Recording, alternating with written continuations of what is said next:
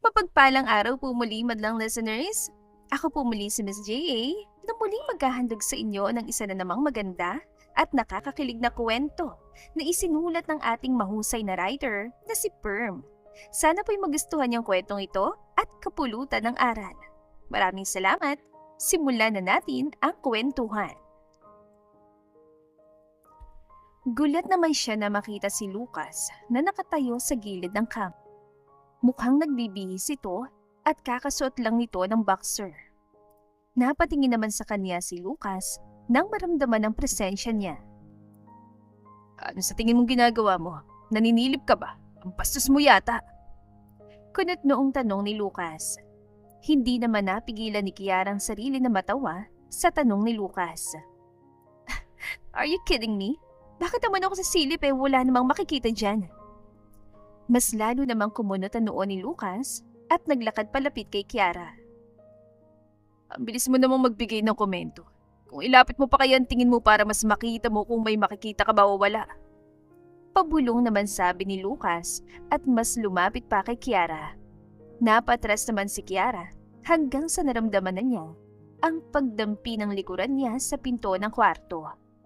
Nilak naman ni Lucas ang pinto at mas inilapit ang mukha niya sa mukha ni Kiara. Ano sa tingin mo ginagawa mo? Tanong ni Kiara. Puno ng kaba ang puso niya. Nag-iinit din siya at alam niyang dahil iyon sa kalasingan na nararamdaman niya. Wala akong birthday gift sa'yo, kaya sarili ko na lang ang ibibigay kong regalo sa'yo. Happy birthday, Kia. Bulong ni Lucas at bago pa makapagsalita si Kiara, ay dumampi na ang labi ni Lucas sa labi niya. Nagulat naman si Kiara pero lumalim agad ang paghalik ni Lucas sa kanya na unti-unti rin niyang ginagantihan. Kinuha ni Lucas ang kamay niya at inilagay sa hinaharap nito. Ramdam na ramdam naman ni Kiara ang laki ng umpok ng pagkalalaki ni Lucas. Ang laki ng hotdog mo. Hindi na iwasang maibulong ni Kiara. Mas uminit ang pakiramdam niya nang magsimulang maglakbay ang kamay ni Lucas sa katawan niya. Namalaya na lang niyan sarili na nakahiga na sa kama habang gumaganti sa ginagawa ni Lucas sa kanya. Sabi nila, people change pero may iba rin na nagsasabing, people don't change. Alin nga ba sa dalawa ang totoo?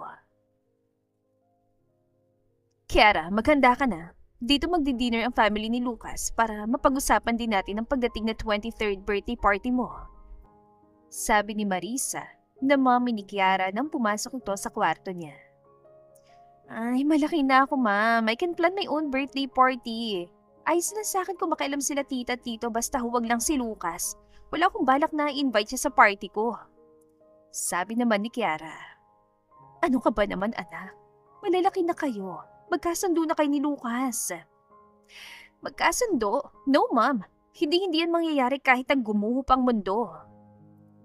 Napabuntong hininga naman si Marisa. Hindi niya talaga maintindihan ng anak dahil likas naman itong mabait sa lahat maliban lang sa anak ng kaibigan niyan si Lucas.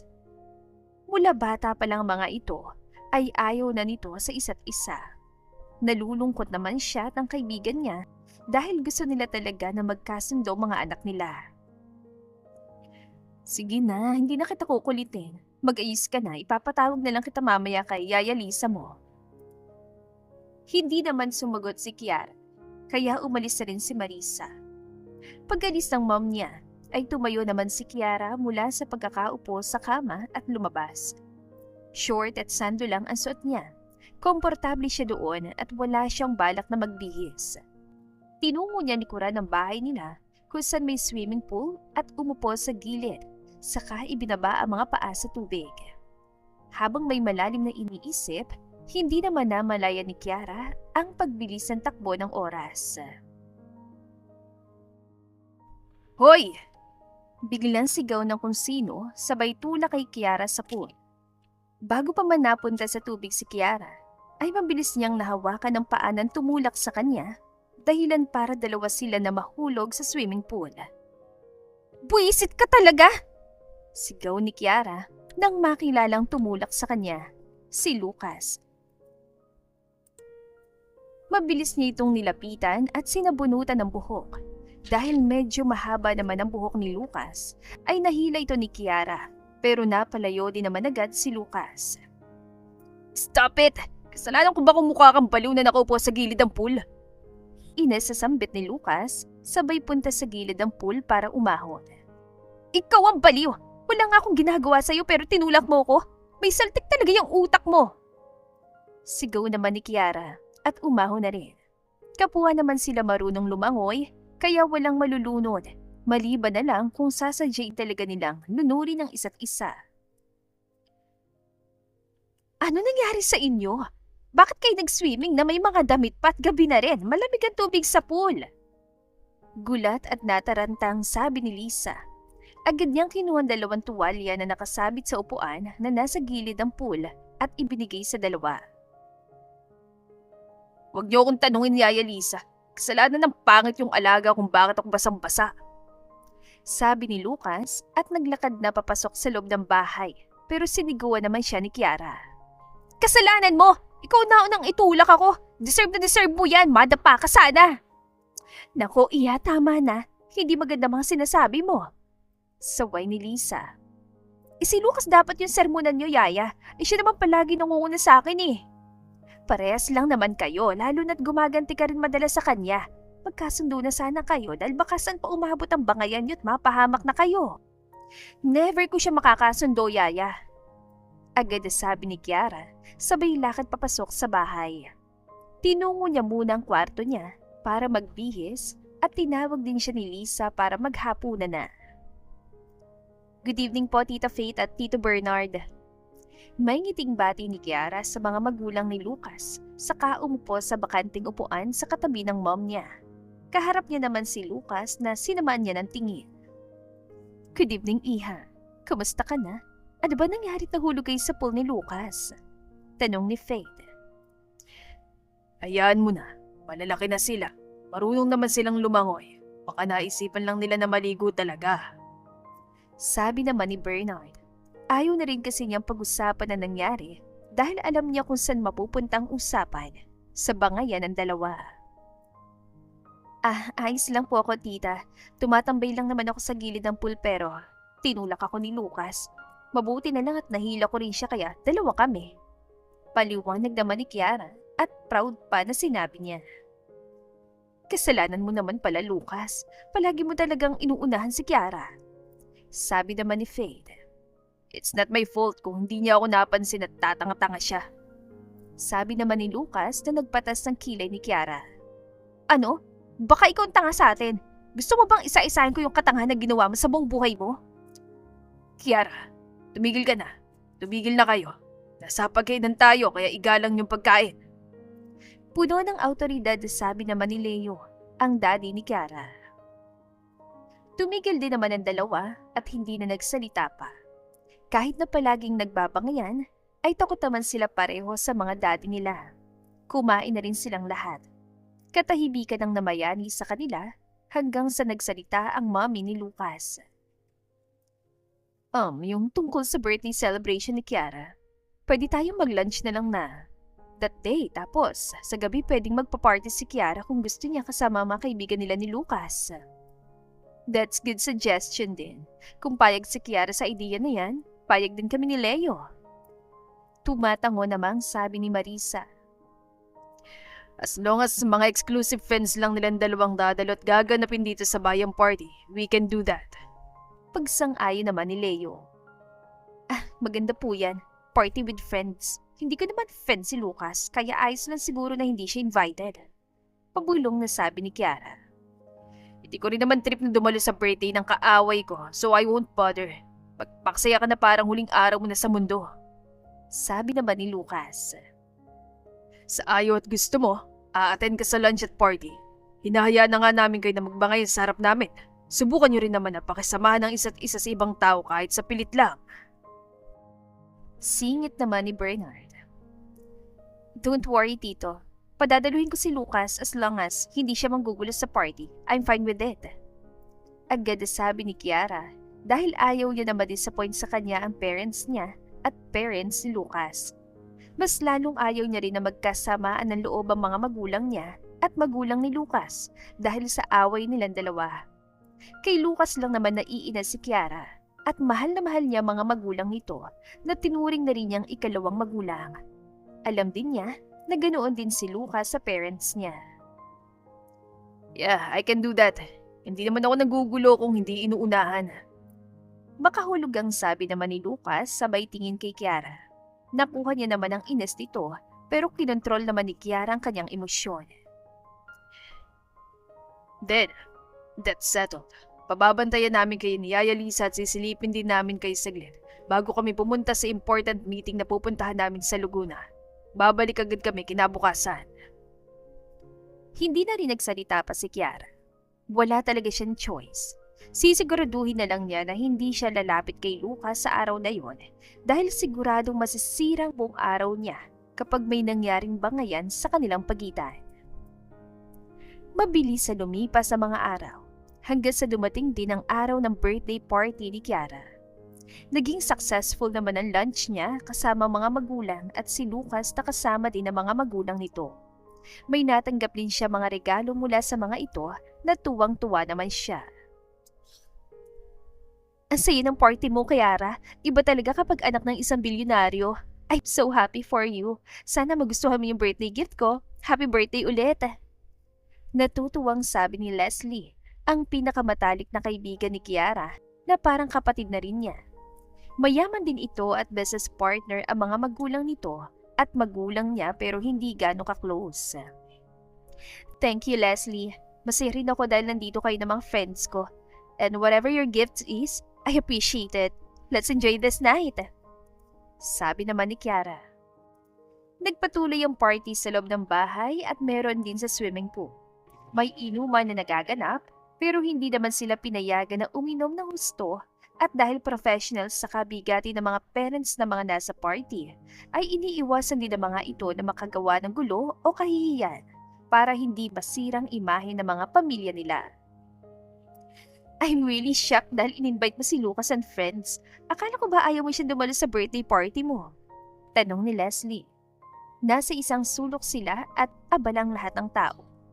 Nagsasaya at may malakas din na music kaya hindi sila napapansin sa sulok at wala ring makakarinig sa pinag-uusapan nila. That's the plan, pero ayaw talaga ng tadhana na ilayo siya sa akin. I have no choice. Kailangan kong sundin ang mga gusto ng parents ko at parents niya. Well, I'm still hoping na time will pass and they'll see na we're not really compatible. Hindi talaga kami magkakasundo. Really? Paano naman kung baliktad ang mangyari? You know what? I'm also thinking about it. Wala namang masama kay Lucas. He's rich, handsome, kind in other way, professional and smart. Hindi ba pwedeng magkasundo na lang kayo for good? Umiling-iling naman si Kiara. That's impossible to happen. Huwag na nga natin yung pag-usapan dahil masasira lang ang mood ko. Come on, let's join them. Hindi na rin umangal si Leslie at sumunod na lang din kay Kiara na naglakad palapit sa mga friends nila. Umabot ang party sa hating gabi. Unti-unti rin na nababawasan ng bisita dahil umuwi na mga ito. Nakaramdam na rin ng antok at kalasingan si Kiara, kaya matapos magpaalam ang kaibigan na si Leslie na umuwi, ay tinungo na rin niya ang kwarto niya sa taas dahil gusto na rin niyang magpahinga. Pagdating niya sa ikalawang palapag ng bahay kung nasa na mga kwarto, ay may nakita naman siyang kwarto na bukas. Lumapit siya doon at isasara na sanang pinto nang may maani nagdatao sa loob, kaya pumasok siya para matignan ng malapitan. Gulat naman siya na makita si Lucas na nakatayo sa gilid ng kama. Mukhang nagbibihis ito at kakasuot lang nito ng boxer. Napatingin naman sa kanya si Lucas nang maramdaman ang presensya niya. Ano sa tingin mong ginagawa mo? Naninilip ka ba? Ang bastos mo yata. Kunot noong tanong ni Lucas. Hindi naman napigilan ni Kiara ang sarili na matawa sa tanong ni Lucas. Are you kidding me? Bakit naman ako sa silip Wala namang makikita dyan. Mas lalo namang kumunot ang noon ni Lucas at naglakad palapit kay Kiara. Ang bilis mo namang magbigay ng komento. Ilapit mo pa kayang tingin mo para mas makita mo kung may makikita ka ba o wala. Pabulong namang sabi ni Lucas at mas lumapit pa kay Kiara. Napatras naman si Kiara hanggang sa naramdaman niya lang ang pagdampi ng likuran niya sa pinto ng kwarto. Nilak naman ni Lucas ang pinto at mas inilapit ang mukha niya sa mukha ni Kiara. Ano sa tingin mo ginagawa mo? Tanong ni Kiara. Puno ng kabang puso niya. Nagiinit din siya at alam niyang dahil iyon sa kalasingan na nararamdaman niya. Wala akong birthday gift sa'yo. Kaya sarili ko na lang ang ibibigay kong regalo sa'yo. Happy birthday, Kia. Bulong ni Lucas at bago pa makapagsalita si Kiara, ay dumampi na ang labi ni Lucas sa labi niya. Nagulat naman si Kiara pero lumalim agad ang paghalik ni Lucas sa kanya na unti-unti rin niyang ginagantihan. Kinuha ni Lucas ang kamay niya at inilagay sa hinaharap nito. Ramdam na ramdam naman ni Kiara ang laki ng umbok ng pagkalalaki ni Lucas. Ang laki ng hotdog mo. Hindi maiwasang maibulong ni Kiara. Mas uminit ang pakiramdam niya nang magsimulang maglakbay ang kamay ni Lucas sa kanyang katawan. Namalaya na lang niya ang sarili na nakahiga na sa kama habang gumaganti sa ginagawa ni Lucas sa kanya. Kinabukasan, nagising si Kiara. Napahawak siya sa ulo niya dahil sumakit ito. Walang niyang alak yun. Masyado ba akong nalasing? Tanong niya saka bumangon at umupo.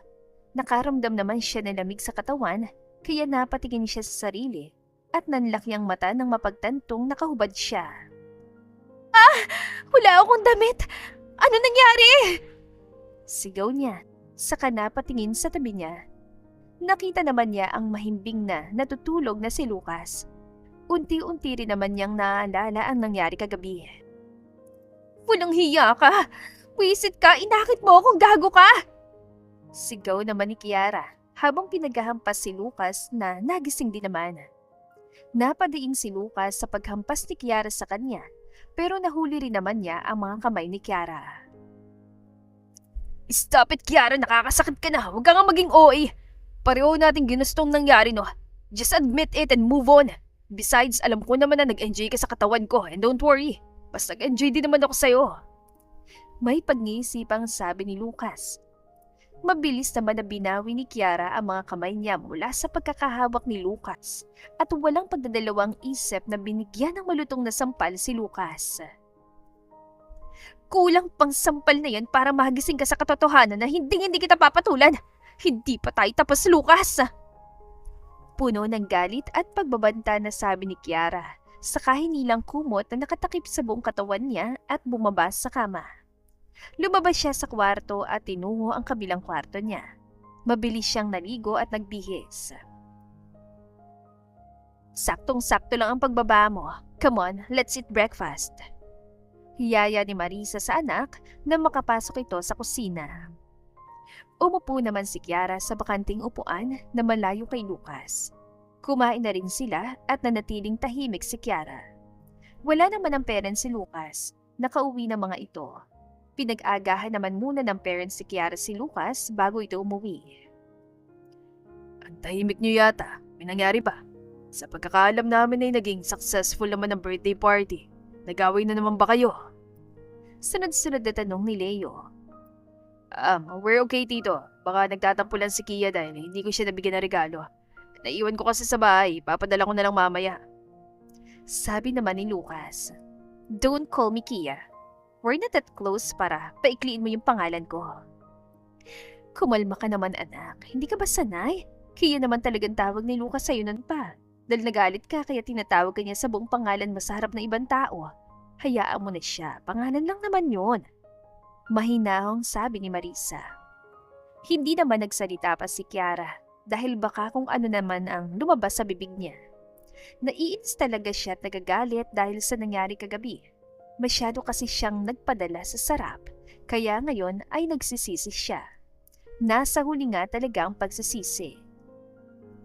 Matapos mag-agahan, ay nagpaalam na rin si Lucas na umalis. Inihatid naman siya ng parents ni Kiara sa labas, habang si Kiara naman ay walang pakialam at nasa sala lang. Nakaupo sa sofa habang nagbabasa ng libro. Kiara, gusto ko naming makausap ng mom mo. Seryosong sabi ni Leo. Ibinaba naman ni Kiara ang libro na binabasa niya at hinarap ang mga magulang na nakaupo din sa kaharap na sofa na inuupaan niya. Tungkol saan, Dad? About our company? May nagawa ba akong mali? Bumaba ba ang sales natin? Tanong ni Kiara. It's been 1 year since siya yung nag-manage ng company nila. Successful naman ito at natutuwa ang mga magulang niya sa progress niya, lalo na't sa kanya rin naman talaga mapupunta ang kanilang kumpanya. It's about Lucas. Sabi naman ni Marisa. Umiba naman ang ekspresyon sa mukha ni Kiara. Nakaramdam na naman siya ng inis. Napagpasya namin na ipagpatuloy ang plano namin simula nung bata pa kayo. Noon pa man ay matagal na talaga naming plano na ipakasal kayo no matter what happened. Kahit gano'n niyo pa, kinakasuklaman ang isa't isa. It's a fixed decision. Seryosong sabi ni Leo. It will be a mess, Dad, Mom. Kahit posasan niyo pa kami at ikulong sa isang kwarto ng mahabang panahon o kaya pagdikitin sa isa't isa gamit ang super glue, malabo na magkasundo kami. Baka masira lang namin yung pamilya natin o kaya baka madungisan lang namin yung imahe niyo kung pagpipilitan niyo yan. Alam namin na hindi yan mangyayari, Kiara. You loved us and you love your tita and tito, kaya alam namin na iiwasan yung makagawa ng ikakasakit at ikakahiya namin. Bakit hindi niyo subukan na magkasundo? Hindi pa naman namin nakikita na sinusubukan niyo. Kung kaya mong makipagkasundo agad sa kakilala mo lang, kaya mo rin yung gawin kay Lucas. May ngiting sabi ni Marisa. Hindi yan mangyayari, Ma'am. Payag ako sa fixed marriage pero hindi kay Lucas. Tanging sabi ni Kiara saka tumayo at diretsyong naglakad papunta sa kanilang kwarto. Ayaw na niyang mas sumabab ang pag-uusap nila dahil baka sumuko siya at sumunod na lang sa mga gusto nito. Simula pagkabatay naging good girl naman siya, kaya sana'y maintindihan ng mga magulang niya ang kanyang desisyon. Nanatili si Kiara sa kwarto buong araw at may inasikaso din siya sa laptop niya na kailangang asikasuhin para sa kumpanya. Hindi naman siya kinulit pa ng mga magulang niya tungkol sa napag-usapan nila kanina, kaya medyo nakahinga rin siya ng maluwag. Kiara, papasok ako dahil may ipinabibigay sa'yo si Lucas. Sabi ni Lisa mula sa labas ng pinto saka pumasok sa kwarto ni Kiara na bukas. Ibalik mo yan sa kanya, Yaya. Hindi ako tumatanggap ng regalo mula sa walang kwentang tao. Sabi naman ni Kiara habang nasa study table niya at nanatili pa rin ang tingin sa screen ng laptop niya. Huwag ka naman ganyan, Iha. Pwede mo naman tanggapin at itago. Huwag mong gamitin kung ayaw mo pero huwag mong itapon o isauli. Masasaktan ang taong nagbigay sa iyo kapag ganon. Alam ko naman na mabait ka talagang bata at alam ko rin na marunong kang magpakumbaba. Kaya naman sana, dumating ang araw na magkasundo kayo ni Lucas. Iwan mo na lang dyan, Yaya. Salamat. Tanging sabi ni Kiara. Napabuntong hininga naman si Lisa. Saka nilagay ang isang maliit at mahabang kahon sa kama ni Kiara. Paglabas ni Lisa sa kwarto, ay tumayo naman si Kiara para tignan ang kahon. Agad itong binuksan at bumungad sa kanya ang isang pearl necklace. Mukhang natsambahan niya yata ang gusto kong pendant ang necklace. Bulong ni Kiara saka sinara ulit ang kahon. Inilagay niya ito sa drawer niya saka bumalik sa ginagawa niya. Kinabukasan, bumalik na sa kumpanya si Kiara. Balik trabaho na naman siya. Magandang naman ang mga gagawin niya bilang CEO ng kumpanya at kasama na doon ang palaking present niya sa anumang event related sa company. Ano na naman ang ginagawa mo rito?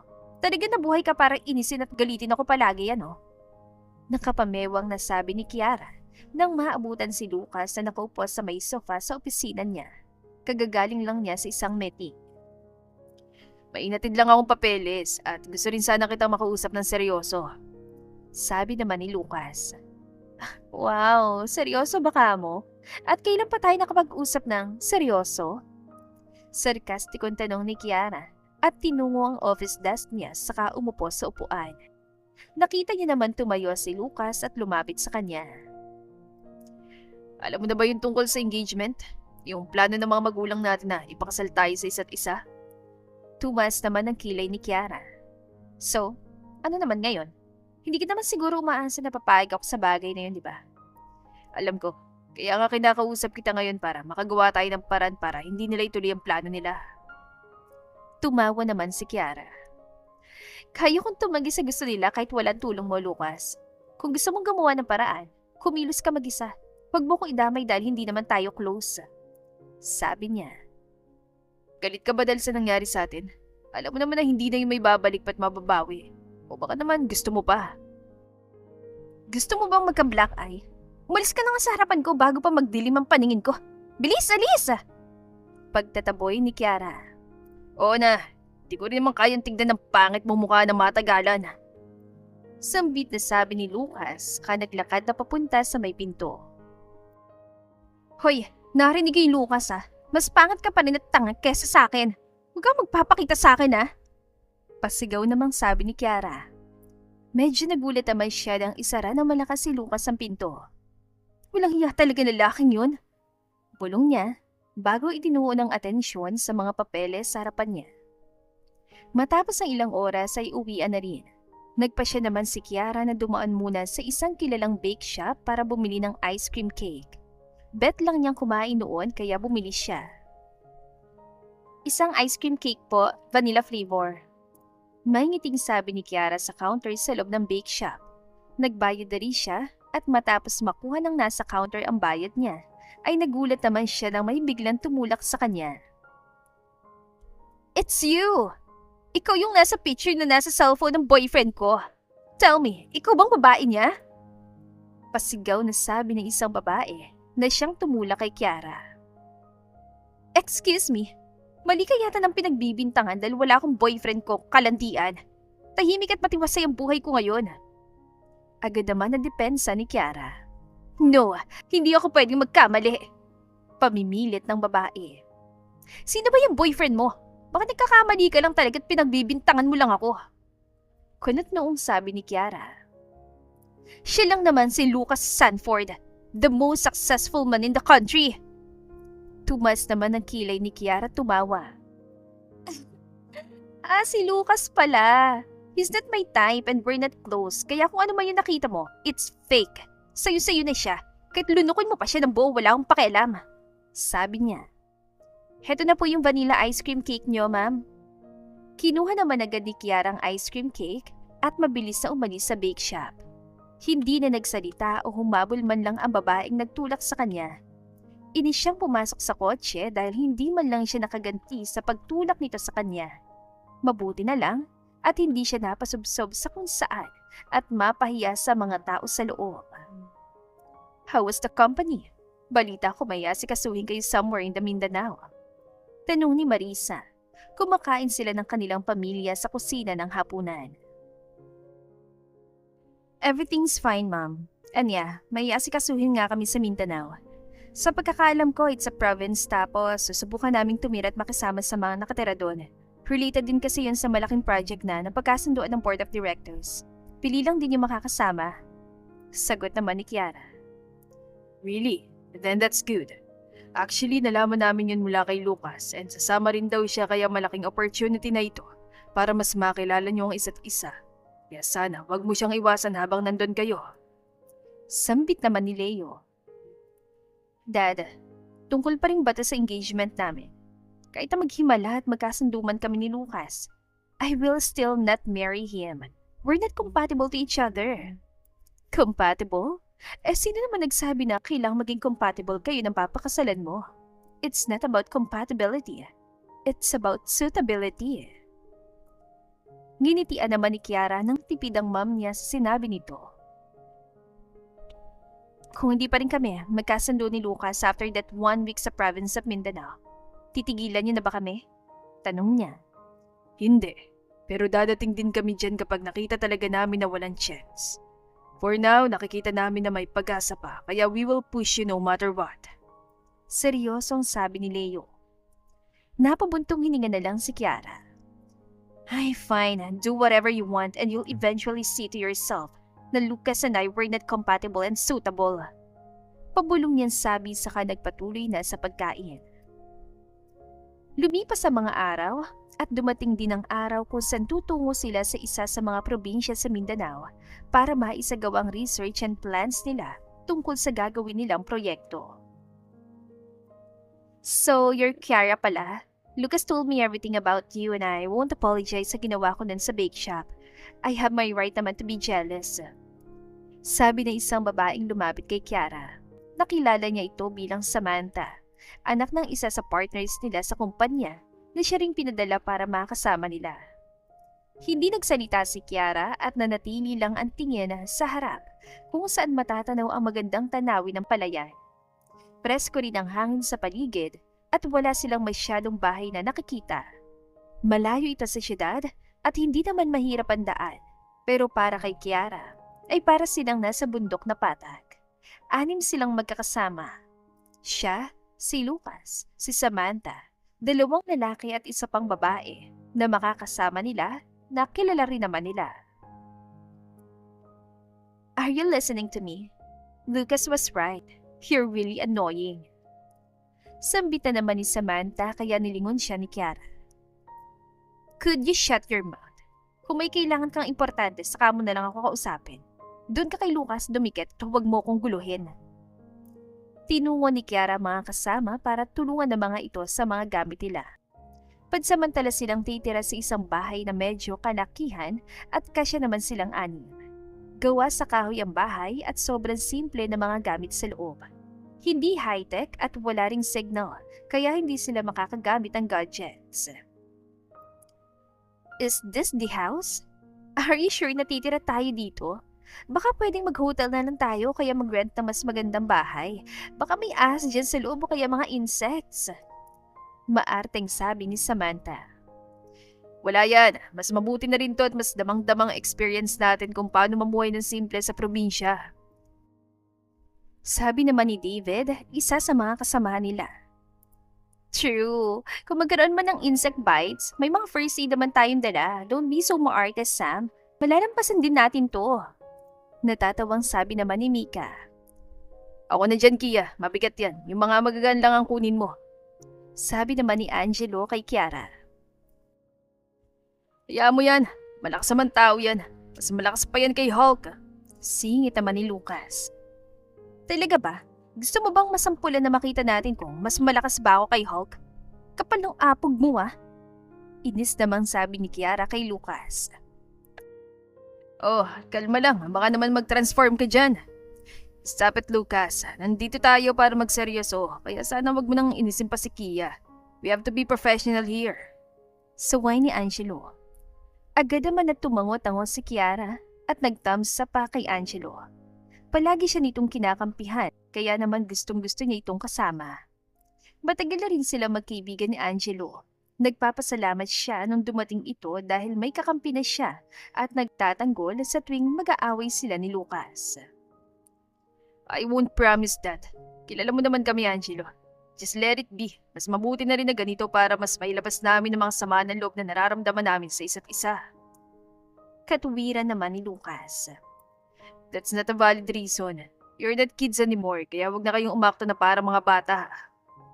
Come on guys, tumigil na kayo. Pagtulungan na lang natin ng mga gamit na maipasok sa loob dahil gusto na naming umupo at magpahinga. Singit naman ni David. Hindi na rin nagsalita pang tatlo at ipinagpatuloy na rin ang ginagawa nila. Matapos maipasok lahat ng gamit, ay kanya-kanya na rin sila ng pahinga. 2 kwarto lang ang meron sa loob ng bahay. Bawat kwarto ay malalaki at may triple deck. Magkasama lahat ng babae sa isang kwarto at sa kabila naman ng mga lalaki. Ang liit ng kwartong to at nakakatakot ang higaan. Baka mahulog tayo o kaya baka bigla yung gumuho. Reklamo ni Samantha. Hindi yan. Kahit nagawa sa kahoy mo ka matibay naman. Kasi lang din naman ang isang tao. Hindi ka mahuhulog kung hindi ka malikot matulog. Sabi naman ni Mika. Ako na sa pinakataas. Hindi naman ako malikot matulog. Sabi ni Kiara na hindi naman inangalan ng dalawa. Sa gitna ng deck si Mika at sa pinakailalim naman si Samantha dahil takot daw itong mahulog. Since maaga pa naman, nagpasya muna sila na magpahinga dahil medyo napagod ng lahat sa ilang oras na biyahe. Sumapit ang tanghalian at dahil lagising mula sa pagtulog si Kiara, ay nagpasya siya na maghanda ng tanghalian para sa lahat. Nasa likod ng bahay ang lutuan at medyo hiwalay sa bahay.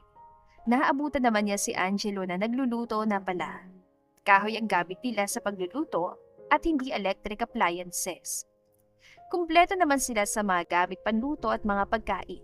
Nagdala nga rin sila ng refrigerator dahil malayo ang bilihan ng pagkain sa lugar. Effort na lang sa lutuan ang kailangan. Nakapagpahinga ka ba? Tanong ni Angelo. Tumango naman si Kiara at tinungo ang bakanting upuan sa may mesa, saka umupo doon. May bubong pala na naka-extend sa likod ng bahay kung saan may mesa din. Doon sila yata kakain. Ang mayor sa lugar ang naghanda ng bahay na tutuluyan nila at first time nila itong mapuntahan, kaya hindi pa nila masyadong pamilyar ang bahay o ang lugar. Kumusta ka na pala? Ngayon lang ulit tayo nakita ng personal. Ang busy mo na masyado. Sabi ni Kiara. Ikaw din naman. Nagplano rin akong dalawin ka sana pero nangyari nga tong project kaya mas napagang pagkikita natin. Tumango-tango naman si Kiara. Oo nga pala. Narinig ko mula sa parents mo, engaged na kayo ni Lucas. Sa nakikita ko, mukhang hindi pa rin kayo nagkakasundo. Ano nangyari? Tanong ni Angelo. Napabuga naman ang hangin si Kiara bago sumagot. Ay, yun yung gusto ng mga magulang namin. Kilala mo naman kami. Hindi talaga kami nagkakasundo. Nag-iisip pa ako ng paraan para makonvince ko sila mama at dad na hindi talaga mangyayari ang gusto nila. Hindi ba nila alam na may girlfriend si Lucas? Malay ko, hindi ko nga rin alam eh. Muntik pa akong bugbugin ng babaeng yun. Akala mo naman kung sino maganda yung arte-arte naman. Tumawa naman si Angelo. Den, panindigan mong pagiging magkaaway niyo. Nandito lang ako ha. Pagtatanggol at susuportahan ka. Nako, yan talagang gusto ko sa'yo eh. Sige na, tulungan na kita dyan dahil ang OA na namang pinagsasasabi mo. Natatawang sabi ni Kiara. Tinulungan na rin niya si Angelo sa pagluluto. Nagkwentuhan pa sila tungkol sa mga update nila sa buhay. Matapos ang ilang sandali, ay natapos din sila sa pagluluto. Kaya tinawag na rin nilang iba para sabay na silang makakain lahat. Matapos man ang halian, ay nagsimula na rin silang magtingin-tingin sa paligid at magsulat ng mga impormasyon na makukuha nila. Nagkanya-kanya sila para mas madali at i-compile na lang nila pagkatapos lahat ng impormasyon na nakuha nila. Hoy Kiara! Napalingon si Kiara sa tumawag sa kanya. Nakita naman niya si Samantha na naglakad papalapit sa kanya. Galit ang mukha nito. Ano problema? Kunot noong tanong ni Kiara. Anong problema? Totoo ba? Engaged kay ni Lucas. Kaya ang lamig na ng treatment niya sa akin dahil pala sa'yo. Sambit ni Samantha na makalapit ang tuluyan kay Kiara. Ang bilis naman yata ng balita. Even if that's true, hindi namin plano gusto ni Lucas na ma-engage sa isa't isa. Hindi ko siya gusto at alam kong siya rin sa akin. If may problema man kayo, labas na ako doon. Tumalikod si Kiara at aalis sa sana. Nang hilahin naman ni Samantha na malakas ang buhok niya, dahilan para mapasigaw sa sakit si Kiara. Malandi ka, sinungaling! Sinasabi mo lang yan para itagong totoong intensyon mo kay Lucas. Hindi ako naniniwala na hindi mo siya gusto! Sigaw ni Samantha. Napahawak naman si Kiara sa kamay ni Samantha at pilit itong inilalayo sa buhok niya. Pero hindi niya kaya dahil nasasaktan siya at nawawala ng lakas. Tumigil ka na nga, Samantha! Hindi ko nga gusto si Lucas. Magkaaway kami since birth kaya huwag mo akong idami sa issue niyang magjowa. Bitawan mo nga ako! Sigaw naman ni Kiara. Minamala siya dahil walang tao sa paligid. Nasa daan kasi sila at hindi naman talaga matao ang lugar na pinuntahan nila. Samantha, ano sa tingin mo ginagawa mo? Sigaw ng pamilyar na boses, si Lucas. Mabilis na inalayo ni Lucas sa Samantha kay Kiara. Napahawak naman sa ulo niya si Kiara at parang maiiyak na dahil sa sakit ng anit niya. She ruined everything, Lucas. Akala ko ba mag-aaway kayo? Bakit engaged na kayo? Anong akala niyo sa akin, tanga? Ayos ka lang, Kia. May pag-alalang tanong ni Lucas at lalapitan sana si Kiara pero umatras ito. Huwag kang umarte na concern, Lucas. Pagsabihan mo nga yung girlfriend mo. Naiiyak na sabi ni Kiara. Masakit talaga kasi ang anit niya. Kia, ano nangyari? Bakit ganyan ang itsura mo? Gulat na tanong naman nakakalapit lang na si Angelo. Napahawak naman si Kiara sa braso ni Angelo nang makaramdam ng kaunting pagkahilo. Iuwi mo na ako, Angelo. Nahihilo ako. Ang sakit ng anit ko. Pabulong na sabi ni Kiara. Walang pagdadalawang isip na binuhat naman ni Angelo si Kiara na parang bagong kasal at tinignan na masama sina Lucas at Samantha. Mag-usap tayo mamaya. Wala sa usapan natin na magkasakitan dito. Kaya kung hindi nyo kayang gawin yon, mabuti pa bumalik na lang kayo sa syudad. Seryosong sambit ni Angelo. Tumalikod siya at naglakad na pabalik sa bahay nila. Naiwan naman si Lucas na galit na tinignan si Samantha. Ano sa tingin mong ginawa mo, Samantha? Labas si Kiara sa gulo ng relasyon natin. Ako nagpasya na tapusin na kung ano meron tayo dahil hindi ko na kayang ugali mo. Huwag mo idamay si Kiara. Ano? Akala ko baka away yung tingin mo sa babaeng yan. Bakit mo siya kinakampihan ngayon? Sabihin mo, may feelings ka ba sa kanya? Hinawakan naman na mahigpit ni Lucas ang magkabilang balikat ni Samantha at tinignan ito ng seryoso. Ano ba, Lucas? Nasasaktan ako! Reklamo ni Samantha.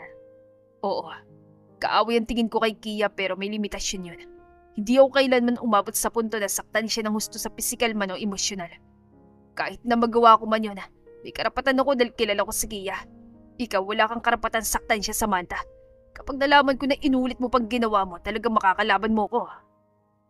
Seryoso at puno ng pagbabantang sabi ni Lucas. Binitiwan niya rin si Samantha at naglakad pabalik sa bahay.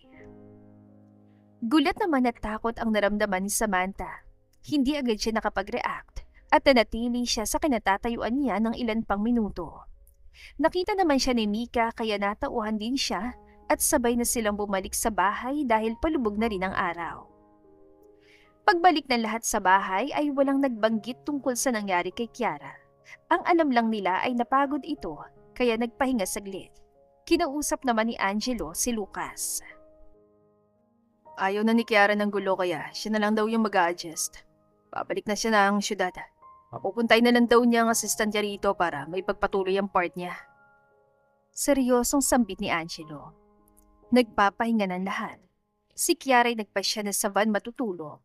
Nagtakang iba pero nagbigay naman siya ng valid reason na hindi siya komportable at nagkakaroon siya ng bangungot kaya hinayaan na lang din siya ng lahat.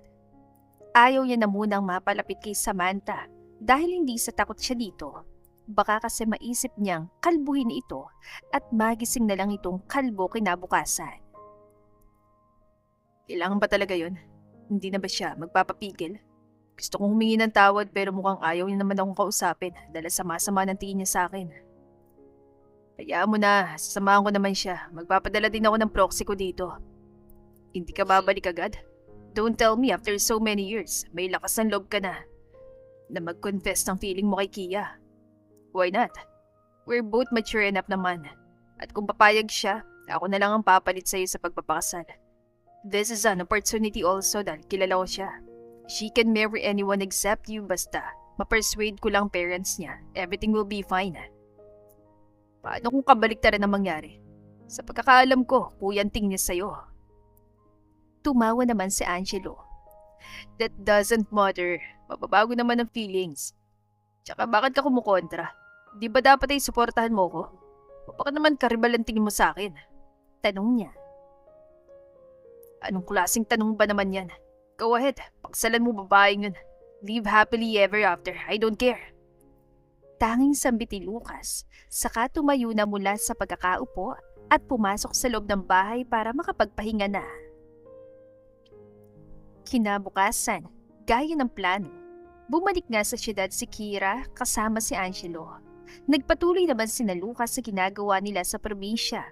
Nanatili si Angelo sa tabi ni Kiara ng mga ilang araw lang dahil bumalik agad ito sa trabaho nito. Na-explain naman na maayos si Angelo sa parents ni Kiara kung bakit sila umuwi ng maaga. Magaling siyang nakapagpalusot. Kiara, kinausap kami ni Angelo. Nalaman na pala niyan tungkol sa engagement niyo ni Lucas. Gusto niya na siya na lang ang pumalit kay Lucas. Biglang sabi ni Leo. Kumakain sila ng tanghalian sa kusina. Hindi pumasok si Kiara sa kumpanya dahil sa bahay na lang niya tinapos ang ginagawa niyang presentation. Aalis din siya mamayang gabi at ang mga magulang niya ay may pupuntahan din pagkatapos ng tanghalian. Talaga? Bakit daw? Siguro, concern na naman siya dahil alam niyang magkaaway kami ni Lucas. Don't worry, kakausapin ko siya. Mas may chance ba si Angelo sa'yo kaysa kay Lucas? If that's so, we will approve him to be your husband since wala namang problema sa amin si Angelo. Sabi naman ni Marisa. Angelo is like a brother to me, Mom. Don't worry, kakausapin ko siya tungkol dyan. Paano kung hindi kapatid ang turing niya sa'yo? Kahit noon pa'y kakaibang tingin niya sa'yo. We're still gonna be happy kung siya makakatuluyan mo dahil successful din naman ang family nila at matalinong bata si Angelo. Napatigil naman si Kiara sa sinabi ng daddy niya. Pagkakataonan niya para makalabas sa engagement niya kay Lucas. Pero may parte sa kanya na nagdadalawang isip. Alam niya naman na mabait si Angelo, responsable at matalino, pero hindi niya pa rin kayang pumayag na ito ang ipakasal sa kanya. Iba pa rin talaga kung sa taong mahal mo ikaw ikakasal. Don't feel pressured, anak. We will give you time to think. May ngiting sabi ni Marisa. Ngumiti rin ng tipid si Kiara saka ipinagpatuloy ang pagkain. Pagkatapos ng tanghalian, ay nagpaalam na rin ng parents niya na umalis. Bumalik naman siya sa kwarto niya para ipagpatuloy ang ginagawa niya. Hindi naman siya masyadong nakapag-focus dahil iniisip niya na masyadong tungkol sa engagement, tungkol kay Lucas at tungkol kay Angelo. Sumapit ang gabi at umalis si Kiara. Pupunta kasi siya sa amusement park dahil may imimit siyang client doon. Hindi niya alam kung anong trip ng client at sa amusement park gusto makipagkita. Ay, nasa na ba yun? Masyado yata ako napaaga. Bulong ni Kiara. Umupo muna siya sa isang upuan sa isang sulok at kinain ng dala niyang packed dinner. Hindi kasi siya nakakain ng hapunan kaya bumili na lang siya kanina sa labas at dinala sa amusement park. Matapos kumain at tinext naman siya ng client niya kung nasa na mga ito banda sa amusement park. Miss Herrera, mabuti naman at nahanap mo ako. Pasensya ka na ha, ngayon lang kasi ako nagkaroon ng free time. Kasama kong anak ko na nakasakay sa carousel kasamang yaya niya. Ito nga palang papeles, napirmahan ko na yan. May ngiting sabi ng client ni Kiara na si Mr. Sandoval. Talaga po, maraming salamat po Mr. Sandoval. Puno ng ngiti namang sabi ni Kiara. Mr. Sanford, is that you? Gulat na tanong ni Mr. Sandoval. Agad naman na napalingon si Kiara sa likuran niya at nakita nga ang papalapit na si Lucas. Mr. Sandoval, anong ginagawa niyo rito? Gulat naman tanong ni Lucas. Nandito lang ako dahil gusto kong mamasyal ni Abby. Kinuha ko na rin ang opportunity na maibigay kay Miss Herrera ang contract na pinirmahan ko para sa partnership namin. Sagot naman ni Mr. Sandoval. Kuya Lucas! Sigaw ng batang babae na anak ni Mr. Sandoval. Mabilis itong lumapit kay Lucas sa sinalubong din niya at kinarga. I missed you, Kuya Lucas. Samahan mo ulit ako sumakay sa bumper cars. Excited at sabi ng bata. Sige, may time pa naman ako. Gusto mo bang isali rin natin ang friend ko? Siya si Ate Kia mo. Pakilala ni Lucas kay Kiara. Hello po, Ate Kia. Ako po si Abby. Pagpapakilala naman ng bata. Ngumiti naman si Kiara at pinisil ng mahina ang matambok na pisngi ng bata. Gustong-gusto niya mga bata at naaaliw talaga siya sa mga ito kaya hindi siya tumanggi o nagalit sa pagyaya ni Lucas. Hinayaan naman sila ni Mr. Sandoval na sumakay sa bumper cars. Magkasama silang tatlo at binabangga mga ibang laro ang sasakyan na malalaki at may sakay din. Tuwan-tuwa sila sa ginagawa nila at enjoy din si Mr. Sandoval na nakatingin sa kanila. Ang yaya naman ni Abby ay nagbi-video at nagpi-picture sa kanila mula sa di kalayuan. Ang saya! Sana may susunod pa ulit! See you again po, Kuya Lucas at Ate Kia! Kumakaway na sabi ni Abby nang magpasya ng umuwi ng mga ito dahil lumalalim na rin ang gabi. See you again, Abby. Ingat kayo pa uwi Sabi naman ni Kiara at kumakaway din pabalik. Kumuway din si Lucas habang nakangiti. Matapos mawala sa paningin nila ang magama, ay tumalikod agad si Kiara para umalis na nang hawakan siya ni Lucas sa braso. Sakay muna tayo ng Ferris wheel, maaga pa naman. Sabi niya. Bago pa nakapag-react at nakapagsalita si Kiara, ay hinila na siya ni Lucas papunta sa Ferris wheel. Matapos makabili ng ticket, ay hinila na naman siya nito papasok mismo sa Ferris wheel. Dahil sa gulat, ay saka na nakareact si Kiara nang mapagtanto na nasa loob na sila at malapit nang umandar. Ano sa tingin mo ginagawa mo? At sino may sabi sa'yo na may karapatan kang hilahin ako? Close ba tayo, ha? Close ba tayo? Mahiinis sa sabi ni Kiara. Chill, Kia. Wala naman akong ginagawa sa'yo at wala akong balak na inisin ka ngayon. Just let yourself enjoy the view here. Huwag tumingin sa mukha ako kung naiinis ka sa itsura ko. Hindi naman nakapagsalita si Kiara sa sinabi ni Lucas, kaya inis niyang itinuon ng tingin sa labas ng Ferris wheel nang umandar ito. Habang tumatagal ay pataas sila ng pataas. Naaaninag naman ni Kiara ang magandang tanawin ng mga building mula sa kinaroroonan nila. Hindi niya first time sumakay ng Ferris wheel. Ilang beses na at madalas niyang kasama si Lucas noon. Nagbabangayan naman sila hanggang sa matapos umikot ang Ferris wheel. Bata pa sila noon. Ano nga bang ginagawa mo dito? Hindi pa naman tapos ang 1 linggo kaya dapat nasa probinsya ka pa. Biglang sabi ni Kiara, pero nanatili ang tingin niya sa labas. Nagka-problema sa kumpanya kaya napabalik ako dito. May pumalit naman sa akin kaya ayos lang. Sagot naman ni Lucas. Katahimikan ang namayani sa pagitan nila nang hindi nagsalita si Kiara. Ito ang unang beses na tumahimik sila na magkasama at kaya naman pala nilang gawin yon. Ang hindi magbangayan. Nakumbinsi mo na bang parents mo tungkol sa ayaw nating ma-engage at magpakasal? Pagbasag ni Lucas sa katahimikan. Ayaw nila makinig, pero may isa pa akong paraan para hindi yun matuloy. Sagot naman ni Kiara. Ganun ba? Ayaw ding makinig sa akin nila mama at dad eh. Gusto talaga nila na maikasal tayo dahil yun ang plano nila noon pa man.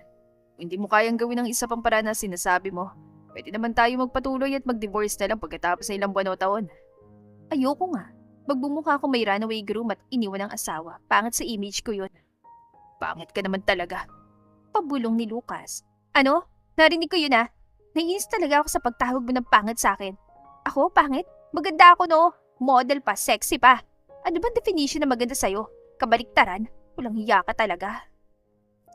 Taas kilay na sabi naman ni Kiara. Tumawa naman si Lucas. Magsasalita pa sana siya nang bumukas ang pinto ng Ferris wheel at pinababa na sila dahil tapos ng ikot. Nauna naman lumabas agad si Kiara. Bahala ka sa buhay mo, wag mo ko sundan. Pasigaw na sabi niya sabay takbo papunta sa labasan ng amusement park. Tumatawa naman si Lucas habang umiiling-iling saka sumunod sa labasan at tinuwang parking lot kung nasa ng kotse niya. Naaninag niya pa si Kiara na paalis sakay sa kotse nito. Tinungo na rin niya ang kotse at pinandar yun pa uwi.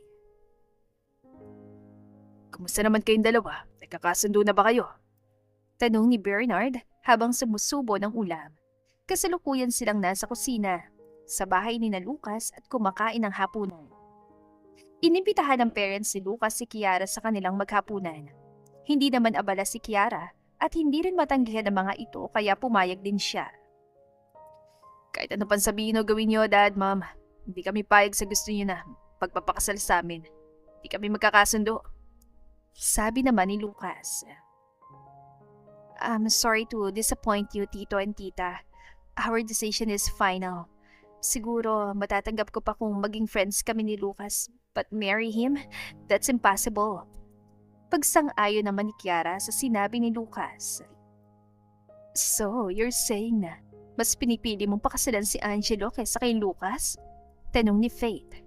Agad naman napahinto si Kiara sa narinig niyang tanong mula sa mami ni Lucas. Huwag ka mag-alala, hindi kami kontra sa bagay na yon, Kiara. Naunawaan ka namin. Nalaman namin ang tungkol doon mula sa mga magulang mo. Dagdag ni Faith. Hindi naman nagsalita si Kiara. Wala siyang masabi na kahit na ano. Huwag niyo na siyang tanungin pa ng husto. Masyado siyang pinipressure, Ma'am. Malalaki na kami. Kaya namin mag-decision para sa mga sarili namin. Singit naman ni Lucas. We know that, Lucas. Mas mabuti na rin siguro kung kay Angelo siya ikasal. Dahil mukhang mahirap ka talagang paksamahan. Sabi naman ni Bernard. Grabe dad, para namang hindi niyo ako anak. Angal ni Lucas. Tumawa naman ang daddy niya.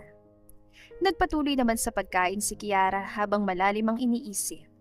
Natapos din sila at nagpresinta naman siya na siya nang maghugas ng pinggan dahil wala nang kasambay si na Lucas.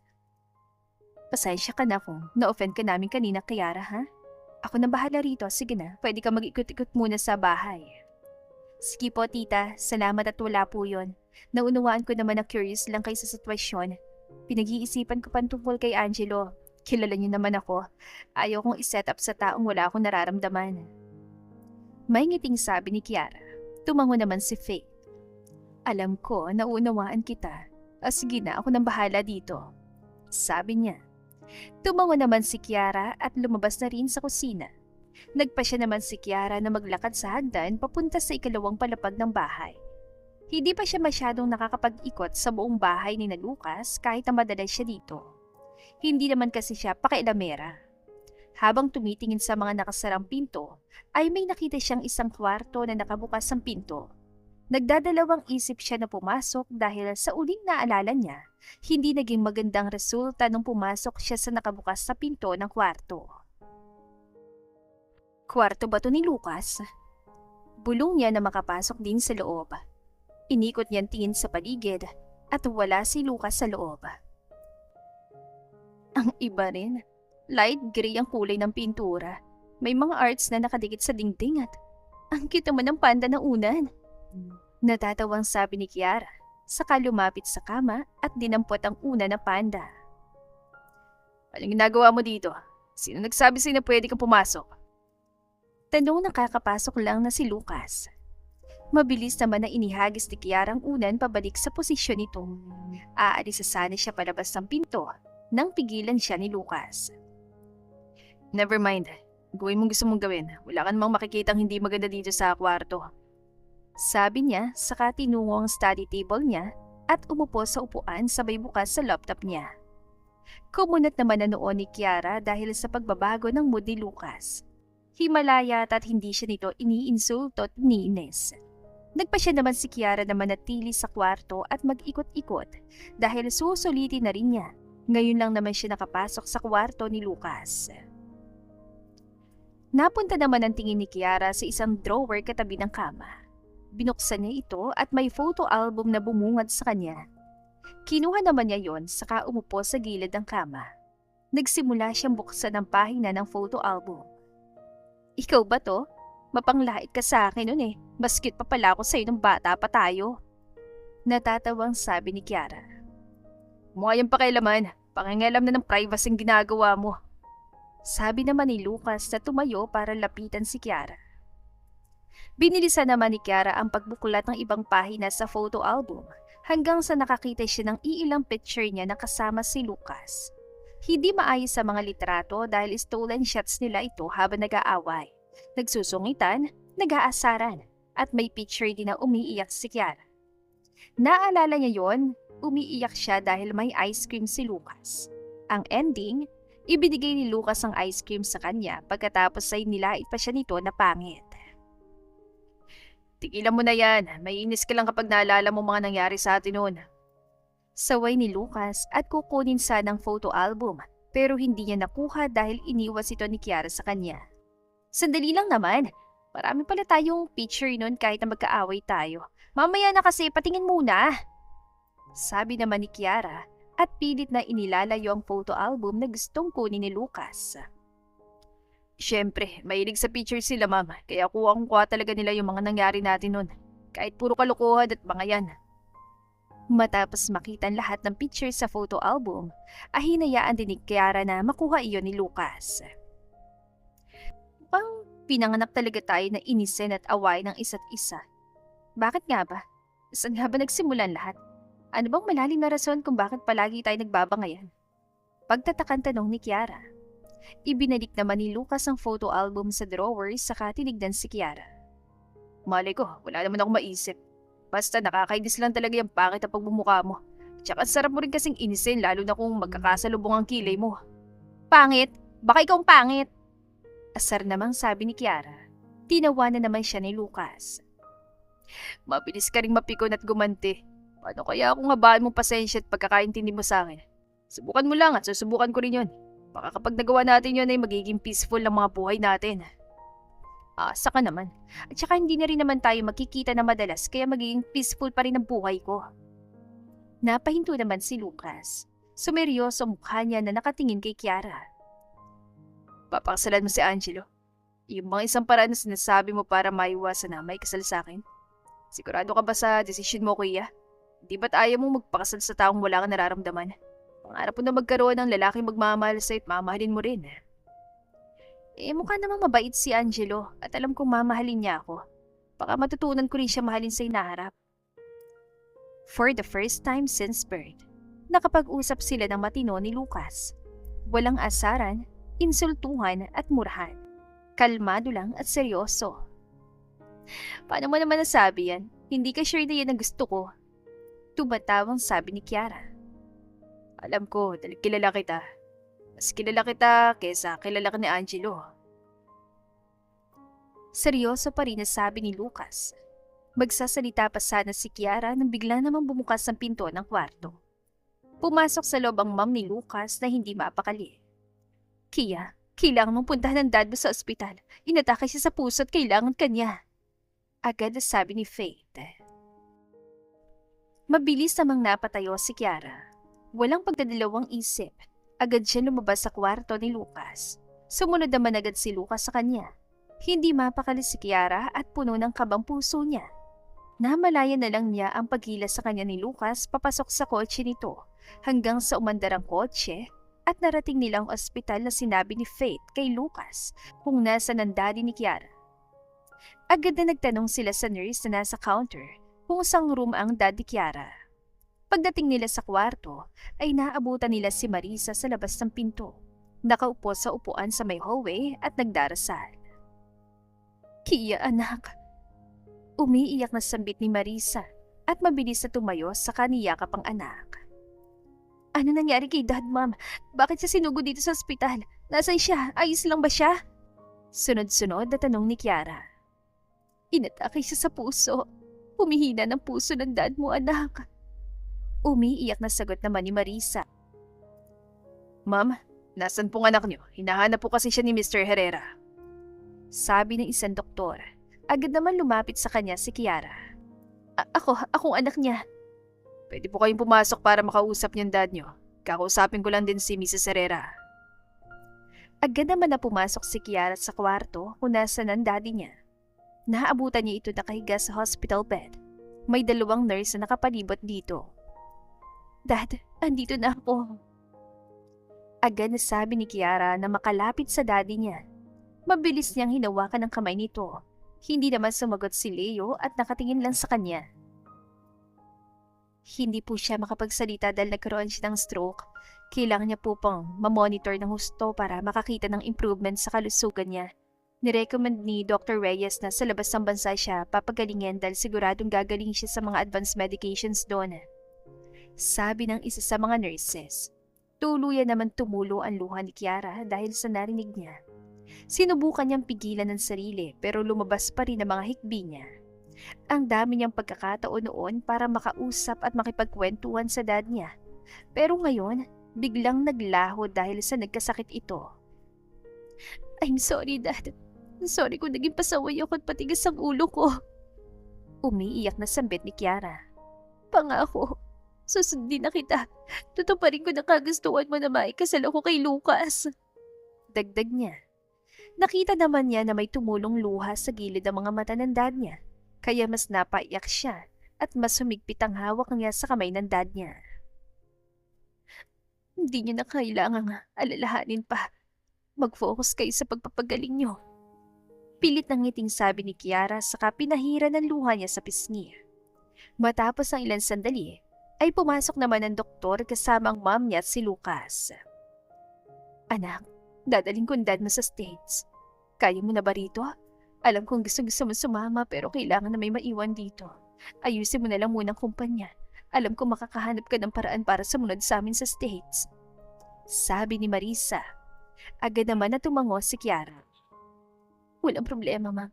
Huwag niyo kong alalahanin. Kaya ko na lahat. Mag-focus ka na lang kay Dada. sabi niya. Ngumiti ng pilit si Marisa at nilapitan ng anak sa kaniyaka. Nag-usap sila sa mga gagawin at nagplano ng mga dapat at hindi dapat gawin. Nanatili naman si Lucas sa tabi ni Kiara hanggang sa maasikaso rin na maayos ang lahat. Kumain ka muna. Wala ka na nga sapat na tulog, hindi ka pa kumakain na maayos. Nakabili ako ng pagkain sa labas. Sambit ni Lucas sa kakinuhang binili niya at inabot kay Kiara. Nasa kwarto sila kung nasa ng Daddy Kiara. Nakaupo sila sa isang couch sa isang sulok. Bukas na dadalhin sa States si Leo at nakahanda na rin ang ospital na mag-aasikaso sa kanya doon. Wala akong gana, Lucas. Alam ko, pero magugustuhan kaya ni Tito Leo ang ginagawa mo ngayon? Paano siya magpapalakas kung kinukunan niya ng lakas ay hindi natutulog ng ayos at kumakain? Nilingon naman siya ni Kiara. Napatingin si Kiara sa hawak niyang pagkain. Matapos itong titigan, ay kinuha rin niya yun at nagsimula ng kumain. Buo na bang desisyon mo na? Huwag magpakasal sa akin? Biglang tanong ni Kiara. Bakit mo naman naitanong yan sa ganitong sitwasyon? Pabalik na tanong naman ni Lucas. Hindi na ako aangal sa engagement at kasal. Payag na ako. Ano? Ano ha? Bingi ka ba? Kailangan pa talagang ulitin? Inasasabi ni Kiara at tinignan si Lucas. Pabigla-bigla ka naman kasi kaya nakakagulat ka. Bakit naman nagbagong isip mo? Akala ko ba kay Angelo ka magpapakasal? Bakit ko naman papakasalan yun? Nandito pa siya sa tabi ko. Ikaw ang nandito kahit hindi mo naman obligasyon na manatili dito. Mahal ko kaya si Tito kaya nandito ako. Huwag mong bigyan ng mali siya. Yun na nga eh. Mahal mo mga magulang ko at nanatili ka sa tabi ko kahit doon pa kaya payag na ako. Huwag ka nang magpakipot. Nakakatakot ka naman. Kapag ba ayaw ko, pagbabantaan mo ko. At saka baka magkaroon ng World War III palagi kapag magkasama na tayo. Naiinis pa naman ako talagang gumaganti kapag inaayaw mo ko. Hindi na ako mga away o mga iinis. Hindi ba napapansin ito mga nakarang araw? Mukhang may chance naman talaga na magkasundo tayo. Aywe, talaga? Kaya mo? Igagrab mo ba ang pagkakataon na yon? Hindi makapaniwalang tanong ni Lucas. Ang dami mo naman sinasabi. Sabihin mo na lang kung ayaw mo at maghahanap ako ng iba. Pairap namang sabi ni Kiara. Naubos na niyang pagkain kaya inabutan siya ni Lucas sa mineral bottle na tubig. Kinuha naman niya yon at ininom. Ayos lang naman sa akin. Wala rin naman ako nagugustuhan. Kaya naman kitang tiisin. Natiis nga kita since birth eh. Ngayon pa kaya na ikaw na mismo nagsabi na may chance tayo magkasundo. At saka alam ko rin na hindi ka mahirap mahalin. Masyado lang siguro akong nagpadala sa mga inis at emosyon ko. Kaya hindi ko masyado nakikita ang halaga mo. Ang corny mo naman. Anong klase mga salita yan? Saan mo napulot? May pandidiring sabi ni Kiara. Tumawa naman si Lucas. Totoo kaya yun? Naalala mo ba? Inaaway din ako ng ibang bata nun pero pinagtatanggol mo ako kahit pagkatapos na inaasar mo naman ako. Kahit hindi tayo magkasundo, pinipili tayo ng mga magulang natin na bigyan ng regalong isa't isa kapag may okasyon. At ginagawa naman natin kahit ayaw natin. Masaya pa doon ay ang mga naibibigay natin sa isa't isa ay nagugustuhan natin. Huwag mo itanggi yun. Tumawa naman si Kiara sa pinagsasasabi ni Lucas. Totoo ang sinasabi nito at natatawa siya dahil parang walang punto ang pinagagagawa nilang asaran noon. Ayan, tumawa ka na rin. Buti naman at napatawa din kita. Mas maganda ka kapag ganyan. Pangiting-ngiting sabi ni Lucas. Hinampas naman ni Kiara ang braso niya at napaaray siya. Ang creepy mo naman. Basta na ko natawagin mong pangit kaysa maganda. Tumatas ang balahibo ko. Pareho silang natawa sa pag-uusap nila. Gumaan na rin ang puso ni Kiara at muli itong sumaya sa kabila na nangyayari dahil sa tulong ni Lucas. Tama nga ang mga realization ni Kiara. Kahit na hindi sila magkasundo ni Lucas, ay mas kilala pa rin nilang isa't isa. Bukod doon ay narealize niya rin na wala naman palang masama sa pagbabago, lalo na kung mabuting pagbabago naman ang mangyayari. Lumipas sa mga araw, tuluyan na rin nakapunta sa States sa mga magulang ni Kiara. Naiwan naman siya sa bansa para ipagpatuloy ang pag-aasikaso sa kumpanya nila. Kasalukuyan namang nananatili si Kiara sa bahay ni na Lucas dahil iyon ang gusto ng mga magulang ni Lucas. At dahil pinilit siya ng mga ito, ay wala na rin siyang nagawa, lalo na't pinaalam niya na ipagpapatuloy na nila ang pagpapakasal sa kanila ni Lucas. Sobrang natutuwa talaga ako dahil unti-unti na kayo nagkakasundo ni Lucas. Totoo nga talagang sinasabi ng iba na may himal at walang imposible. Natutuwang sabi ni Yaya Lisa. Pinasama siya kay Kiara na tumira sa bahay ni na Lucas para may katulong din sila sa pagluluto o ibang gawain sa bahay. Bata pa lang din si Kiara ay nagsisilbi na si Lisa sa pamilya nila. Natawa naman si Kiara. Tinutulungan niya si Lisa na maganda ng hapunan. Pauwi na mga magulang ni Lisa at si Lucas din. Kakauwi lang din niya galing sa opisina. Mali, Yaya. Dapat kapag nagbagong isang tao, palagi may pag-asa o second chance. Yun dapat yun. Ay, ganun ba? Bago ba yun? In fairness, magandang kasabihang yun. Magsasalita pa sana si Kiara nang may marinig siyang sigaw ng kung sino mula sa sala. Nagpresinta naman siya na siya nang titingin. Lucas, nasan ka? Harapin mo ako, mag-usap tayo! Sigaw ni Samantha. Anong ginagawa mo dito? Paano ka nakapasok? Gulat na tanong ni Kiara. Bukas ang pinto, malamang. At ikaw, anong ginagawa mo dito? Ang kapal na mukha mo. Akala ko ba magkaaway kay ni Lucas? Bakit may nabalitaan ako na ikakasal na kayo, totoong kasalan talaga? So, ano naman ngayon? Galit ka ba dahil hindi ka iimbitahan ni Lucas? Taas kilay na tanong ni Kiara. Haliparot ka, buwisit ka! Sigaw ulit ni Samantha at mabilis sa sinugod si Kiara para sa bunutan sana, pero mabilis naman nakaiwas si Kiara. Umalis ka dito, Samantha. Kung obsessed ka kay Lucas, siya lapitan at awayin mo, huwag ako. Umalis ka na bago pa ako tumawag ng pulis at ipakulong ka. Pagbabanta ni Kiara. Hindi naman nagsalita si Samantha at sinugod na naman si Kiara. Hindi agad nakaiwas si Kiara kaya nahuling tong buhok niya. Mabilis naman ang kamay ni Kiara at hinila ng napakalakas sa buhok ni Samantha dahilan para mapabitaw ito sa pagkakasabunat sa kanya at napadaing sa sakit. Mabilis na nakatayo si Samantha sa kanya. Ano? Maganda ba sa pakiramdam ang masabunutan na parang matatanggal ng anit? Ang lakas ng loob na pumasok sa bahay ng iba na walang permiso ng may-ari. Aalis ka o kakalad ka rin kita paalis dito? Sigaw ni Kiara. Nako, ano nangyayari dito? Paano siya nakapasok? Natatarantang tanong ni Lisa nang tignan ng sala dahil kanina pa siya nakakarinig ng sigawan. Palabasin mo nga yan, Yaya, at baka magdilim ang paningin ko, makalbo kong babaeng yan. Sampit ni Kiara.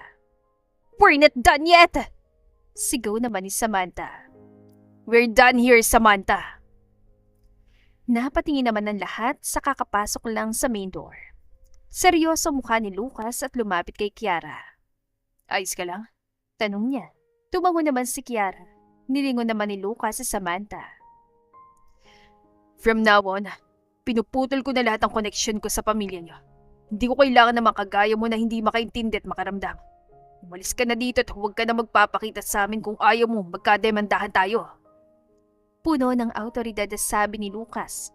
Wala ring nagawa sa Samantha kundi ang umalis.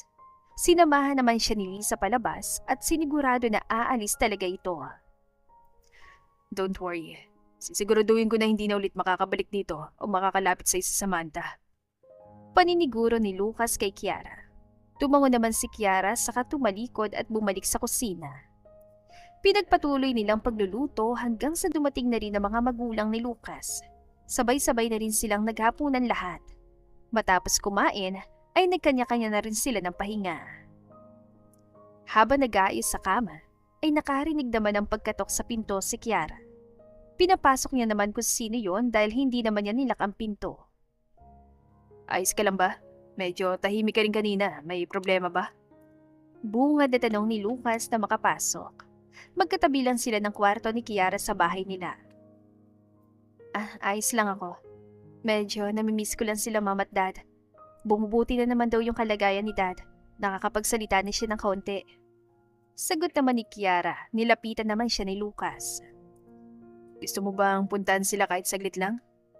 Tanong ulit ni Lucas. Sasagot na sana si Kiara nang may inabot si Lucas na nagpatigil sa kanya. Nanlaki agad ang mga mata niya sa gulat. Tickets papuntang States? Gulat na tanong niya. Tumango naman si Lucas kaya napatili si Kiara dahil sa saya. Tumalon-talon pa siya sa excitement at agad na niyakap ng mahigpit si Lucas. Thank you, Lucas! Natutuwang sambit ni Kiara at kinuha ang tiket sa kamay ni Lucas. Tinignan niya ito na maigi kung totoo ba o peke. Siyempre, hindi naman fair kung ako lang yung may surprise. Dapat ikaw din. Napahinto naman si Kiara at napatingin kay Lucas na may pagtataka sa mukha. Wala naman akong surprise sa'yo ngayon. Sa susunod na lang, sabi niya. Hindi naman nagsalita si Lucas at mabilis na hinawakan ng bewang niya saka hinila siya papalapit sa katawan nito. Dikit ang dikit ang katawan nila at ilang pulgada na lang ang layo ng mga mukha nila sa isa't isa. Teka, ano yung ginagawa mo? Kinakabahang tanong ni Kiara. Bumilis biglang tibok ng puso niya. Napulunok siya habang nakatitig sa kulay abong mata ni Lucas. Pwede mo akong itulak o bugbugin kung ayaw mo, Kia. Mapang ang kinabulong ni Lucas. Bago pa nakapagsalita si Kiara, ay inilapit ng tuluyan ni Lucas ang labi nito sa kanya. Gulat man ay unti-unti ring napapikit si Kiara. Iginapos niya mga braso sa leeg ni Lucas. Naramdaman din niya ang dahan-dahang paglakbay ng mga kamay ni Lucas sa katawan niya hanggang sa maabot nito ang malulusog niyang dibdib. Tuluyan ang nag-init ang mga katawan nila hanggang sa namalaya na lang nila ang mga sarili sa kama at unti-unti nang inaalis sa mga saplot nila. Kinaumagahan, nagising si Kiara dahil sa naramdaman niyang mabigat na kung ano sa bandang tiyan niya. Minulat niya mga mata at kisame agad ang bumungad sa kanya. Nilingon niya ang katabi at nakitang maamong mukha ni Lucas na nakapikit. Nakayakap palang kamay nito sa bandang tiyan niya. Kaya mabigat, pero kaunti lang naman. Dahan-dahan namang umupo si Kiara para bumangon dahil mukhang tanghali na. Mamaya na, maaga pa. Pagbulong na sabi ni Lucas at mas hinigpitan ng pagkakayakap sa kanya. Bitaw na Lucas, alis na, nagugutom na ako. Angal ni Kiara at pilit na lumayo kay Lucas. Gutom ka? Ako na lang ang kainin mo. Aray! Daing ni Lucas nang pitikin siya na malakas ni Kiara sa noo. Papaalisin mo ba ako, bubugbugin kita? Nauna! Taas kilay na sabi ni Kiara. Wala naman nagawa si Lucas kundi pakawalan si Kiara dahil alam niyang masakit talaga ito kapag mananakit. Bumangon agad si Kiara at dinampot ang mga damit niya na nagkalat sa baba ng kama. Nakatakip ang katawan niya ng kumot habang si Lucas naman ay may kumot din. Dalawa kasi ang kumot na gusto ni Kiara kaya tamang-tama lang. Sabay na tayo maligo. Yaya ni Lucas. Bumalik ka na sa kwarto mo, huwag ka magkamaling kumilos na hindi ko nagustuhan dahil hindi talaga kita mapapatawad. Pagbabanta ni Kiara bago tuluyang pumasok sa banyo at naligo. Paglabas niya sa banyo ay wala na si Lucas sa kwarto kaya nakapagbihis din siya na matiwasay. Bumaba siya mula sa ikalawang palapag at naabutan si Angelo sa may sala. Kia, ang tagal yun namang magising. May ginagawa ba kayo ni Lucas sa taas? Bungad ni Angelo sabay tawa. Tigilan mo nga ako, Angelo. Baka ikaw yung mapagbuntungan ko ng galit. Ano ba kailangan mo? Duman lang ako saglit. Babalik na ako sa Paris eh. Ayos ka lang ba dito? Masana akong mamiss ah. Magkikita naman ulit tayo sa engagement party at kasal yun ni Lucas. Ganun ba? Sige, mag-ingat ka ha. Ayos na ako dito. Hindi na naman kami nag-aaway ni Lucas. Nagbagong buhay na siya kaya hindi ko na kailangan ng kakampi. Kung kailangan mo rin ng tulong ko, one call away lang ako Sige, saan ko yan Alis na pala ako. Kanina pa ako dito. Ikamusta mo na lang ako kay Lucas. Next time na lang kami mag-uusap. Ingat kayo. Bago pa nakapagsalita si Kiara, ay umalis na si Angelo. Napailing-iling na lang siya. Si Angelo ba yun? Anong ginagawa niya rito? Sinabi ba siya, saka nag-confess na ba siya ng feelings sa sayo? Sunod-sunod na tanong ni Lucas. Anong pinagsasasabi mo? Hindi ka ba kinikilabutan? Walang feelings si Angelo sa akin Kapatid lang turing niya sa akin. Mukhang naloko ka yata niya. Congrats! Patawa-tawang sabi ni Kiara, saka tinungong kusina para mag-agahan. Sumunod naman si Lucas sa kanya at kinukulit siya tungkol kay Angelo, pero sinabi na niyan totoo at yun na yun. Lumipas sa mga araw, gamit ang tiket na sorpresa ni Lucas kay Kiara, ay napuntahan nga nila ang mga magulang ni Kiara sa state. Ilang araw lang sila doon pero naging sulit din naman. Lumipas pa ang mga buwan at unti-unti na ring nakakalakad at nakakapagsalita ang daddy ni Kiara. Dumating din naman ang araw ng pinakahinihintay ng lahat, ang kasalan ni Kiara at Lucas. Sa paglipas ng panahon, ay napalitan ng pagkakasundo ang ansara nila at napalitan din ng pagmamahalan ang inis nila sa isa't isa. Nakabuo din sila ng masaya at matatag na pamilya sa huli dahil iyon ang pinili nila. Sinasabi ng iba na people change, habang ang iba naman ay naniniwala din na people don't change. Ang totoo, nagbabago talaga ang tao. Natural itong nangyayari. Ang direksyon ng pagbabago, mabuti man o masama, ay nakasalalay sa sariling desisyon ng isang tao. May mga nagbabago para sa ikabubuti, natututo, nagsusumikap, at nagiging mas mabuting tao. Mayroon ding nagbabago patungo sa negatibo dahil sa maling desisyon o kawalan ng pag-asa. Ang pagbabago ay resulta ng mga karanasan, pagkatuto at sariling pagpili. Hindi dapat natin tinatanong kung nagbabago ba ang tao. Ang dapat na tinatanong ay kung anong pipiliin niyang direksyon sa pagbabago, para sa kabutihan o kasamaan. At dito na po nagtatapos ang ating kwentong pag-ibig. Maraming salamat po sa pakikinig. To God be the highest glory. Hanggang sa muli. Paalam!